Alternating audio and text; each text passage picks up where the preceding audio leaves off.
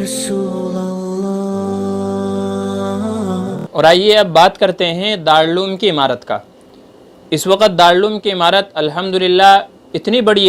بڑی ہے کہ اگر آپ اس کو دیکھنے جائیں تو کم از کم ایک دن کا پورا وقت چاہیے پورا دارالعلوم دیکھنے کے لیے۔ دارالعلوم کے اندر کیا کیا عمارتیں ہیں؟ دارالعلوم کے اندر کئی ساری منزلیں ہیں، جیسے اعظمی منزل ہے، افریقی منزل ہے،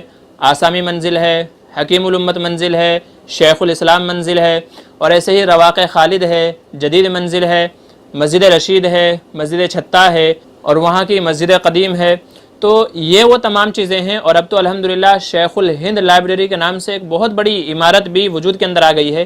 یہ تمام منزلیں ہیں کہ جو آج جن کے اوپر دارالعلوم کا احاطہ ہے اور جن کو دارالعلوم کہا جاتا ہے، اور ہر عمارت اتنی بڑی ہے کہ اگر آپ دیکھنے جائیں گے تو کم سے کم 1 سے 2 گھنٹے کا وقت چاہیے ایک عمارت کو دیکھنے کے لیے۔ ان عمارتوں میں سے آسامی منزل، اعظمی منزل، افریقی منزل، شیخ الاسلام منزل، حکیم الامت منزل، جدید منزل، رواق خالد وغیرہ، یہ وہ تمام منزلیں ہیں کہ جہاں پر طلباء کی رہائش ہے، اور انہی میں سے بعض عمارتوں کے اندر طلباء کی پڑھائی کا کام بھی ہوتا ہے۔ ایسے ہی لائبریری ہے، دفتر محاسبی ہے، اور ایسے ہی مطبخ وغیرہ، یہ تمام چیزیں ہیں کہ جن کے اوپر دارالعلوم کا احاطہ ہے اور جن کو دارالعلوم کہا جاتا ہے۔ دارالعلوم کے 4 گیٹ ہیں، جن میں سے ایک باب قاسم جو مین گیٹ ہے جس کو کہا جاتا ہے داخل ہونے کا، شہر کی طرف سے داخل ہونے کا جو مین گیٹ ہے، باب قاسم مولانا قاسم نانوتوی رحمۃ اللہ علیہ کی طرف منسوب یہ گیٹ ہے، مین گیٹ جس کو کہا جاتا ہے باب قاسم ہے۔ دوسرا گیٹ ہے اس کے اپوزٹ سامنے کے مقابل میں باب الظاہر،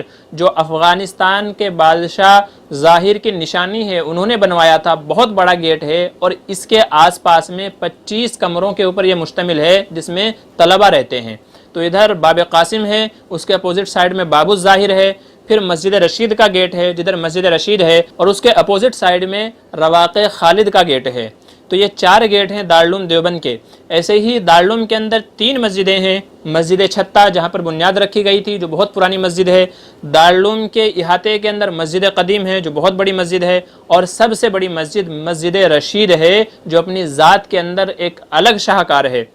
مسجد رشید کے تعلق سے آپ کو بتاتے چلیں، مسجد رشید جسے ہندوستان کا دوسرا تاج محل بھی کہا جاتا ہے، مسجد رشید کے تعلق سے آپ کو بتاتا چلوں، مسجد رشید وہ مسجد ہے کہ جس کے بننے میں 20 سال کا عرصہ لگا ہے۔ مولانا عبدالخالق مدراسی صاحب نے اس کو ڈیزائن کیا ہے، پوری محنت اس کے پیچھے انہی کی ہے، انجینئرنگ کا کام انہوں نے کیا ہے، اور یہ کہہ لیں کہ اس کو بنانے میں جن لوگوں نے عطیات اور رقومات دی ہیں، پورا کریڈٹ مولانا عبدالخالق مدراسی صاحب، اللہ ان کی عمر میں برکت عطا فرمائے، یہ انہی کا کارنامہ ہے، اللہ تبارک و تعالی اس کا اجر جزیل ان کو عطا فرمائے۔ مسجد رشید کو بننے میں 20 سال لگے ہیں۔ سنگ مرمر سے بنی ہوئی یہ مسجد 3 منزلہ عمارت ہے، اس کی چھت کے نیچے تقریباً 8000 نمازی ایک وقت میں نماز پڑھ سکتے ہیں، اور پورے احاطے کے اندر مسجد رشید کا جو پورا احاطہ ہے، ایک وقت میں تقریباً 20,000 لوگ ایک وقت میں نماز پڑھ سکتے ہیں۔ مسجد رشید کے نیچے تہ خانہ ہے، جب ہم وہاں پر پڑھ رہے تھے تو اس وقت تہ خانے کے اندر جو ہے دورے کی پڑھائی ہوا کرتی تھی، یعنی عالم کورس کا جو آخری سال ہے، چونکہ دورہ حدیث کی جو عمارت ہے،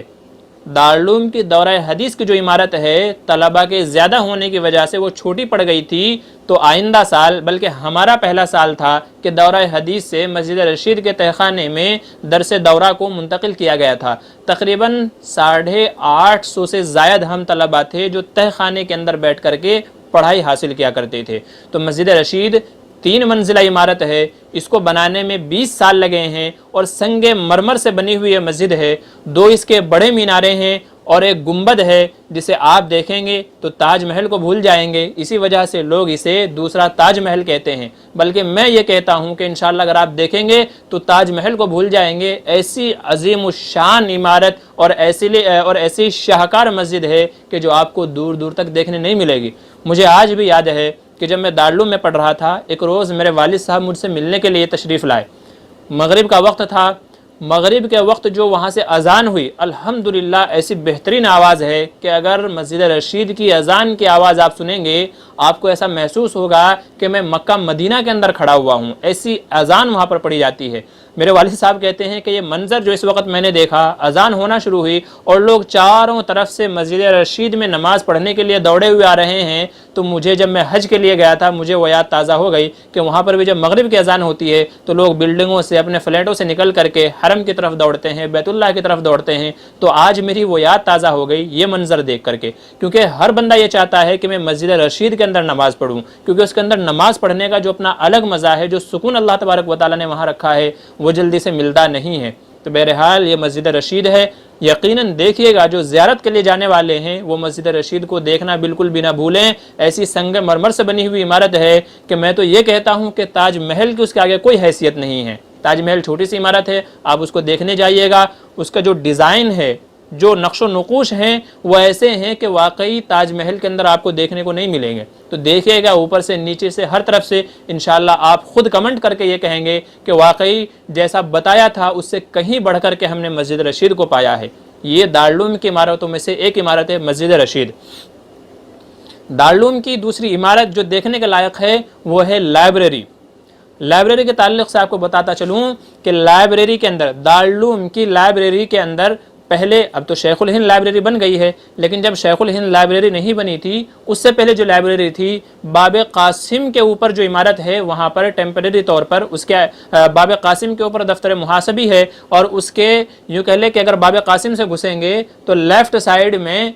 جو عمارت ہے اس کے اندر لائبریری کو رکھا گیا۔ لائبریری کے تعلق سے آپ کو بتاتا چلوں کہ لائبریری کے اندر کئی لاکھ کتابیں موجود ہیں۔ دارالعلوم کی لائبریری میں کئی لاکھ کتابیں موجود ہیں، 70 سے زیادہ مضامین اور عنوانات کے اوپر، یعنی 70 سے زیادہ ٹاپک کے اوپر 16 زبانوں کے اندر کئی لاکھ کتابیں موجود ہیں۔ کئی لاکھ، ہندی ہے، فارسی ہے، اردو ہے، عربی ہے، اور ایسے ہی انگلش ہے، سنسکرت ہے، بنگلہ ہے، دوسری بھاشائیں ہیں۔ تو 16 زبانوں میں 70 سے زیادہ مضامین اور ٹاپک کے اوپر کئی لاکھ کتابوں کا ذخیرہ موجود ہے۔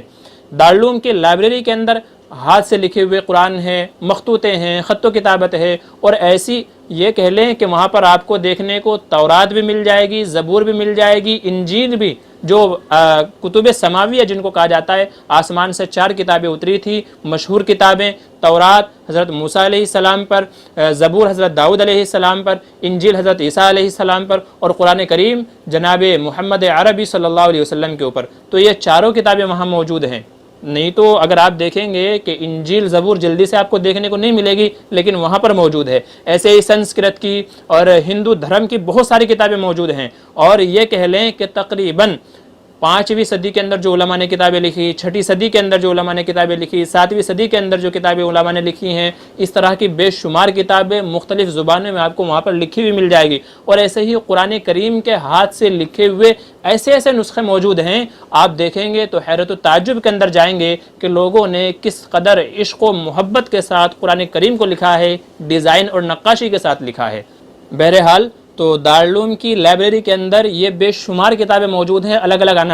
عناوین کے اوپر۔ اور آپ کو ایک بات اور بتاؤں، دارالعلوم کے اندر ایک کمرہ ہے جسے تالیفات اکابر دارالعلوم دیوبند کے نام سے کہا جاتا ہے، یعنی دارالعلوم کے جو اکابر گزرے ہیں اس روم کے اندر صرف انہی اکابر کی کتابیں موجود ہیں۔ اور اس سے بڑھ کر کے حیرت کی بات آپ کو بتاؤں، حکیم الامت مجدد ملت مولانا اشرف علی تھانوی رحمۃ اللہ علیہ کی سب سے زیادہ کتابیں اس روم کے اندر موجود ہیں۔ کسی کی 2 ہیں، کسی کی 4 ہیں، کسی کی 6 ہیں، کسی کی 10 ہیں، کسی کے 20 ہیں۔ مولانا اشرف علی تھانوی کی لکھی ہوئی کتابیں 900 سے زیادہ، شاید آپ کو پتہ نہیں ہے کہ حکیم الامت آپ کو ایسے ہی نہیں کہا جاتا، بلکہ شاید دنیا کا کوئی ایسا عنوان ہو جس کے اوپر آپ نے کتابیں نہ لکھی ہوں۔ یہ ہماری کم علمی، کم فہمی ہے، بدبختی ہے کہ ہم کو ان کا پتہ نہیں ہے، نہیں تو حضرت نے ہر عنوان کے اوپر قلم اٹھایا ہے اور ایسے مدلل انداز میں بات کو لکھی ہے کہ آج بھی مناظرے کرنے والے، اپنی باتوں کو ثابت کرنے والے انہی کی کتابوں سے استفادہ کرتے ہیں۔ تو ایک کمرہ ہے جسے تالیفات اکابر دارالعلوم دیوبند کا نام دیا گیا ہے، اور اس میں دارالعلوم دیوبند کے جو اکابرین گزرے ہیں ان کی لکھی ہوئی کتابیں موجود ہیں، جن میں سب سے زیادہ تعداد مولانا اشرف علی تھانوی کی ہے۔ تو جانے والے حضرات لائبریری کو دیکھنا بھی نہ بھولیں، جس کے اندر لاکھوں کتابیں موجود ہیں، آپ کو بے شمار علم مواد وہاں سے مل جائے گا۔ طلباء کو پڑھنے کے لیے ہر سال لاکھوں کتابیں دارالعلوم اپنی لائبریری سے دیتا ہے، اور ایسے ہی بہت سارے حضرات جو مطالعہ کرنا چاہتے ہیں ان کے لیے وقت دیا گیا ہے، تو اس وقت میں آ کر کے وہ جس عنوان پہ چاہیں، جس موضوع پہ چاہیں، دارالعلوم کی لائبریری کے اندر آ کر کے مطالعہ کر سکتے ہیں۔ یہ تھا دارالعلوم دیوبند کی لائبریری کے تعلق سے، جو زیارت کرنے والے حضرات ہیں دیکھنے نہ بھولیے۔ ایسے ہی دارالعلوم کی ایک اور چیز جو دیکھنے کے لائق ہے وہ ہے دارالعلوم کے اندر موجود ایک رومال۔ اس رومال کے پیچھے ایک کہانی ہے، کہا جاتا ہے کہ ایک جنگ کے موقع پر جب کہ ترکی ایک طرف تھا اور پوری دنیا ایک طرف تھی، ترکی کے خلاف جنگ چھڑی ہوئی تھی جس میں ترکی کو ہار ہو گئی تھی، ہزیمت ہو گئی تھی، لیکن یہ موقع ایسا تھا کہ ہندوستان کے مسلمانوں نے بالخصوص دارالعلوم نے ترکی کا ساتھ دیا تھا اور مالی امداد کی تھی۔ کہا جاتا ہے کہ اس وقت میں ترکی کی مدد کرنے کے لیے دارالعلوم کے اساتذہ نے 1 سال کی تنخواہیں معاف کر دی تھی۔ جو پڑھنے والے بچے تھے انہوں نے 1 سال کے وظائف معاف کر دیے تھے، اور اس وقت میں تعلیم بند کر کے اساتذہ بچے سب پورے ملک کے اندر نکل گئے تھے چندہ کرنے کے لیے، اور ایک بڑی اماؤنٹ رقم جمع کر کے ترکی کی مدد کی تھی۔ تو دارالعلوم کی اس مدد سے خوش ہو کر کے ترکی کے اندر، چونکہ ترکی کے تعلق سے اگر آپ جانتے ہوں گے کہ ایک وقت ایسا تھا ترکی نے 600 سال سے زیادہ دنیا کے 3 بر اعظموں کے اوپر حکومت کی ہے، یعنی دنیا کے اکثر حصے پہ ایک وقت ایسا تھا کہ ترکی نے دنیا کے اکثر حصے پہ حکومت کی ہے۔ تو جب اس کے خلاف جنگ ہوئی ہے تو چونکہ اس وقت میں پوری دنیا کے اندر اسلام کا جو محافظ سمجھا جاتا تھا، اسلامی شاعر کا جو محافظ سمجھا جاتا تھا وہ ترکی تھا، اور مسلمانوں کے اوپر کوئی بھی مصیبت آتی تو ترکی اس کے خلاف کھڑا ہوتا تھا اور اس سے جنگ کرتا تھا، مسلمانوں کو انصاف دلاتا تھا۔ اور انشاءاللہ آنے والے وقت کے اندر بھی ہمیں امید ہے کہ ترکی پھر سے واپس اس مقصد کے اندر کامیاب ہوگا، اگرچہ آج حالات کے اندر ہے۔ تو اس وقت میں ترکی کے خلاف جب جنگ ہو رہی تھی تو دارالعلوم نے ترکی کی مدد کی تھی۔ اس مدد سے خوش ہو کر کے ترکی نے، چونکہ ترکی کے اندر نبی کریم صلی اللہ علیہ وسلم کا جبہ مبارک تھا، وہاں کا جو عجائب خانہ ہے ترکی کا، وہاں پر نبی کریم صلی اللہ علیہ وسلم کا جبہ مبارک رکھا ہوا تھا، اور جس کپڑے کے اوپر حضور کا جبہ رکھا جاتا تھا ہر سال وہ کپڑا بدلا جاتا تھا اور کسی نہ کسی اسلامی ملک کو، بادشاہ کو دیا جاتا تھا۔ تو اس سال دارالعلوم دیوبند کی مدد سے خوش ہو کر کے ترکی کے بادشاہ نے، باوجود یہ کہ ترکی جنگ میں ہار گیا تھا، لیکن مدد سے خوش ہو کر کے وہ نیچے کا جو کپڑا جس سے حضور صلی اللہ علیہ وسلم کا جبہ مبارک مس رہا ہے، ٹچ رہا ہے، وہ بابرکت کپڑا دارالعلوم کی مدد سے خوش ہو کر کے دارالعلوم کو دیا گیا تھا۔ وہ کپڑا آج دارالعلوم کے اندر موجود ہے، اور وہاں کا جو دفتر محاسبی ہے جو اس وقت باب قاسم کے بالکل اوپر ہے، باب قاسم کے بالکل اوپر ہے، وہ محاسبی کے اندر وہاں رکھا ہوا ہے، شیشے کے اندر اس کو فریم کر کے رکھا گیا ہے، اور باقاعدہ اس پہ سن اور تاریخ لکھی گئی ہے کہ یہ وہ کپڑا ہے کہ جس سے حضور صلی اللہ علیہ وسلم کا جبہ مبارک ٹچ رہا ہے، مس رہا ہے، اور ترکی نے فلاں موقع پر دارالعلوم کی مدد سے خوش ہو کر کے وہاں کے بادشاہ نے دارالعلوم کو ہدیہ دیا تھا۔ یاد رکھیے، بعض لوگ یہ سمجھتے ہیں کہ وہ کپڑا حضور کا جبہ ہے، یاد رکھیے وہ حضور کا جبہ نہیں ہے، اگرچہ لوگوں میں یہی مشہور ہے کہ حضور کا جبہ موجود ہے، تو وہ حضور کا جبہ نہیں ہے، بلکہ وہ کپڑا ہے کہ حضور کا جبہ اس پہ رکھا جاتا تھا، اور ترکی کے جو بادشاہ تھے وہ ہر سال نیچے کا کپڑا بدلا کرتے تھے۔ چونکہ حضور کا جبہ مبارک بابرکت ہے، اس سے جو کپڑا مس رہا ہے وہ بھی بابرکت ہے، تو اسی برکت کے لیے وہ کپڑا ہر سال الگ الگ ملکوں کے بادشاہ کو دیا جاتا تھا۔ جس سال یہ جنگ کا واقعہ پیش آیا، یہ واقعات پیش آئے، تو اس سال دارالعلوم کی مدد سے خوش ہو کر کے دارالعلوم کو وہ دیا تھا، جو آج بھی وہاں کے دفتر محاسبی کے اندر موجود ہے۔ جانے والے حضرات اس کو دیکھنا نہ بھولیے، اس کو دیکھتے ہیں اور وہاں جا کر کے اس کو ٹچ کرنے کی کوشش کرتے ہیں، تمام واقعات اس کے اوپر لکھے ہوئے ہیں۔ تو یہ وہ چیز ہے کہ جو دارالعلوم کے اندر دیکھنے کو ملتی ہے، یہ آپ کو دنیا کے اس وقت اور کسی کونے کے اندر نہیں ملے گی۔ تو جانے والے جو حضرات ہیں، زیارت کرنے والے حضرات ہیں، وہ یہ کپڑا بھی ضرور دیکھیے گا۔ ایسے ہی دارالعلوم کے اندر جو ایک اور دیکھنے کے لائق عمارت ہے وہ ہے وہاں کی دارالحدیث۔ ابھی بھی اگر آپ دیکھیں گے تو عمومی طور پر جب آپ دارالعلوم سرچ کرتے ہیں نیٹ وغیرہ یوٹیوب کے اندر، تو سب سے پہلے وہی عمارت دکھائی دیتی ہے جس کو دارالحدیث کے نام سے جانا جاتا ہے۔ بیک وقت اس عمارت کے اندر تقریباً 700 طلبہ اس عمارت کے اندر پڑھ سکتے ہیں۔ یہ بھی اپنے اندر ایک عظیم شاہکار ہے، عجیب و غریب انداز سے اس کو بنایا ہوا ہے۔ آپ نیٹ پہ دیکھیں گے تو دیکھتے ہی طبیعت خوش ہو جاتی ہے۔ جب اس جو ہے دارالحدیث کے اندر طلبہ کم پڑھنے لگے، اور یہ کہہ لیں کہ طلبہ زیادہ ہونے کی وجہ سے وہاں پر نہیں سما سکتے تھے، تو پھر دورہ حدیث کے طلباء کو مسجد رشید کے تہخانے میں منتقل کیا گیا، جیسا کہ ہم پہلے بتا چکے ہیں۔ اور اب جب کہ شیخ الہند لائبریری بن چکی ہے تو اب دورہ حدیث جو عالم کورس کا فائنل ایئر ہے، آخری سال جس کو کہا جاتا ہے دورہ حدیث کو، اب شیخ الہند لائبریری کے اندر اس کو منتقل کر دیا گیا ہے۔ تو یہ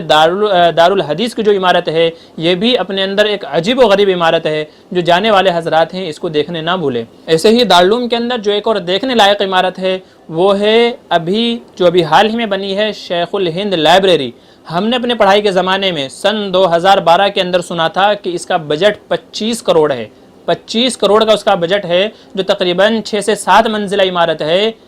یہ بھی عجیب و غریب انداز سے بنائی گئی ہے، عجیب و غریب انداز سے۔ اگر آپ اندر سے دیکھیں گے تو ایک پلر اتنا موٹا ہے، اتنا موٹا ہے کہ 5 آدمی کھڑے ہو جائیں تو بھی ان کے ہاتھوں میں نہ آئے، بغل میں نہ آئے، اتنی موٹی موٹی اس کی عمارتیں ہیں، اور عجیب و غریب انداز میں بنایا ہوا ہے کہ جو دیکھتا ہی رہ جائے۔ تو یہ عظیم الشان عمارت جس میں اس وقت دور حدیث کی تعلیم دی جاتی ہے، کتب خانہ وہاں منتقل کر دیا گیا ہے، اور باب الظاہر سے سامنے پڑتا ہے، باب الظاہر سے جیسے ہم داخل ہوں گے تو سامنے ہی شیخ الہند لائبریری ہے۔ کہا جاتا ہے کہ اس وقت ایشیا کی عظیم الشان، ایشیا کی سب سے بڑی عمارت شیخ الہند لائبریری ہے۔ اس سے پہلے ایشیا کے اندر، پورے ایشیا کے اندر، ایشیا کئی سارے ممالک کو، جیسے ہندوستان ہے، پاکستان ہے، بنگلہ دیش ہے، قزاقستان ہے، ایسے ہی بہت سارے ممالک کو ملا کر کے ایشیا کہا جاتا ہے۔ تو ایشیا کی سب سے بڑی جو لائبریری تھی وہ اس سے پہلے پونا کے اندر تھی، لیکن اب شیخ الہند لائبریری بننے کے بعد کہا جاتا ہے کہ پورے ایشیا کی سب سے بڑی لائبریری شیخ الہند لائبریری ہے۔ اس کے اندر لوگوں نے لاکھوں کی تعداد میں کتابیں گفٹ کی ہیں۔ ہم نے خود دیکھا ہے اور سنا ہے کہ لوگوں نے ٹرک کے ٹرک بھر کے لائبریری کے اندر بھیجے ہیں کہ یہ ہماری طرف سے لائبریری کے اندر گفٹ ہے۔ اگر آپ جائیں گے تو کئی لاکھ کتابیں اس کے اندر موجود ہیں۔ تو بہرحال جو جانے والے حضرات ہیں شیخ الہند لائبریری دیکھنے نہ بھولیے۔ یہ بھی دارالعلوم کی عمارت ہے، اور یہ عمارت بننے سے دارالعلوم کی ترقیات کے اندر 4 چاند لگ گئے ہیں۔ ایسے ہی دارالعلوم کے ایک اور عمارت جو دیکھنے کے لائق ہے وہ ہے وہاں کا دارالافتاء۔ دارالافتاء کے تعلق سے بتاتے چلیں، دارالافتاء کا مطلب یہ ہے فتوے کا گھر۔ دارالافتاء فتاوی نویسی کا گھر، جہاں سے فتاوی جاری ہوتے ہیں۔ تو دارالعلوم کا جو فتویٰ ہے پوری دنیا کے اندر معتبر مانا جاتا ہے، قابل قبول مانا جاتا ہے، کیونکہ دارالعلوم کی جو ایک شناخت، ایک حیثیت پوری دنیا کے اندر مسلم ہے، وہ کسی سے ڈھکی ہوئی چھپی نہیں ہے۔ آج بھی یوں کہہ لیں، اگر دارالعلوم کوئی فتویٰ صادر کرتا ہے، کوئی فتویٰ اگر دارالعلوم کی طرف سے آتا ہے تو وہ حرف آخر سمجھا جاتا ہے، اور لائق عمل پوری امت مسلمہ کے لیے، بالخصوص فقہ حنفی کے تعلق سے، فقہ حنفی کے تعلق سے دارالعلوم کا فتویٰ حرف آخر مانا جاتا ہے۔ اگر دارالعلوم اپنے فتوے کے اندر کوئی بات کہتا ہے تو بات ختم، وہی فقہ حنفی کا معتبر اور راجح مسئلہ ہے، اور لوگوں کو اسی کے مطابق عمل کرنا ہے۔ تو دارالافتاء جہاں سے فتاوی نویسی کا کام ہوتا ہے، امت کے اندر جتنی بھی خرابیاں پیدا ہوئی ہیں، امت کے اندر جتنی بھی اصلاح کے پہلو ہوئے ہیں، دارالعلوم کے فتاوی کا سب سے زیادہ اس کے اندر ہاتھ رہا ہے۔ آپ کو بتاتے چلیں کہ دارالعلوم کے اندر فتاوی نویسی کا جو کام ہوتا ہے وہ کسی ایک شخص کی طرف سے نہیں ہوتا، بلکہ جب فتویٰ اور جواب لکھ کر کے تیار کر دیا جاتا ہے تو اس کے اوپر کم سے کم 8 سے 10 مفتیان کرام علماء کے سامنے جاتا ہے، وہ تصدیق کرتے ہیں، تائید کرتے ہیں، اس کے بعد وہاں سے فتویٰ صادر کیا جاتا ہے۔ لہٰذا اگر کوئی یہ سمجھے، جیسا کہ بعض لوگوں کی طرف سے جو جہلاء ہیں وہ کہتے ہیں کہ دارالعلوم نے رقم لے کر کے فتویٰ ظاہر کیا، یاد رکھیے ایسا بالکل نہیں ہے۔ دارالعلوم کی بنیاد اخلاص للہیت کے اوپر ہے۔ دارالعلوم کبھی بھی کسی طرف کی بات نہیں کرتا، حق جو ہوتا ہے دارالعلوم وہی فتویٰ ظاہر کرتا ہے۔ تو 8 سے 10 مفتیان کرام کے دستخط ہو کر کے، تصدیق ہو کر کے، پھر وہ فتویٰ لوگوں کو بتایا جاتا ہے، تاکہ ہر طرح کی کجی سے، ہر طرح کے غلطی سے پاک صاف ہو کر کے امت کے سامنے ایسا مسئلہ رکھا جائے جو متفق علیہ ہو، اور فقہ حنفی کے اعتبار سے قرآن و حدیث کے جو مطابق ہو، قرآن و حدیث کا جو نچوڑ ہو، اور جس کے اندر امت کی اصلاح کے پہلو کو اور صحیح کو اور حق ہونے کو بتایا گیا ہو۔ تو دارالعلوم کا دارالافتاء دیکھنے کے لائق ہے، جو جانے والے حضرات ہیں وہ زیارت کر کے ضرور آئیں۔ ایسے ہی دارالعلوم کے اندر جو ایک اور دیکھنے کے لائق عمارت ہے وہ ہے مسجد چھتہ۔ مسجد چھتہ کے تعلق سے ہم عرض کر چکے ہیں کہ یہ وہ پہلی جگہ ہے جہاں پر دارالعلوم کی بنیاد رکھی گئی، اور تقریباً 10 سال تک وہاں پر درس و تدریس، تعلیم و تعلم کا سلسلہ چلتا رہا ہے، اور سب سے پہلے یہی مدرسہ تھا۔ آج اس وقت مسجد چھتہ دارالعلوم کے احاطے سے باہر ہے۔ باب قاسم سے اگر باہر نکلیں گے تو رائٹ سائیڈ میں مسجد چھتہ ہے، مسجد چھتہ کے اندر باقاعدہ نماز ہوتی ہے، تبلیغ و اصلاح کا کام ہوتا ہے، بلکہ یوں کہہ لیں کہ تبلیغ کا مرکز فی الحال دارالعلوم کے اعتبار سے، دارالعلوم کے طلبہ کے اعتبار سے مسجد چھتہ ہے۔ وہاں پر باقاعدہ مشورہ ہوتا ہے، تعلیم ہوتی ہے اور محاضرات ہوتے ہیں۔ دارالعلوم کے محاضرات مشہور ہیں۔ محاضرات کا مطلب یہ ہے کہ ہر مہینے کسی ایک ٹاپک کے اوپر، جیسے